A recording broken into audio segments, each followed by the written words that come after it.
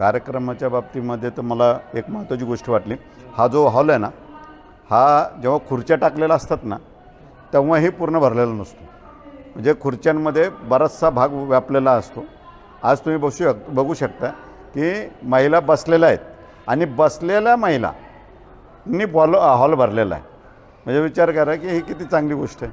आणि त्यामध्ये महत्त्वाची गोष्ट आहे की आज आपण बघतो आहे की महिलांची मुख्य गरज काय किंवा प्रत्येक परिवाराची मुख्य गरज काय ते आपल्याला प्रत्यक्षात अनुभवायला मिळतं आहे.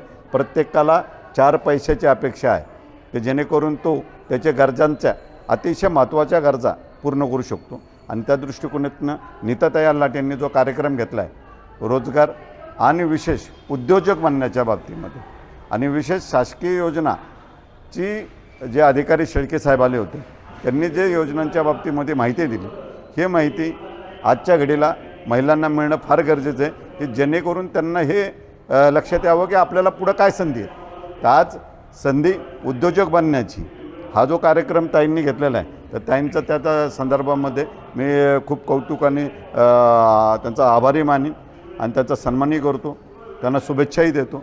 धन्यवाद. मी रज्जाक लाल मोहम्मद शेख, राहणार राजगुरुनगर.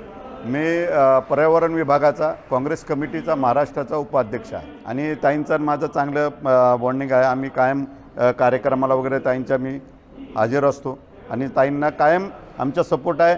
ताई जेव्हाही कधी कार्यक्रम घ्यायला आम्हाला नक्की बोलवा, आम्ही येत जाऊ.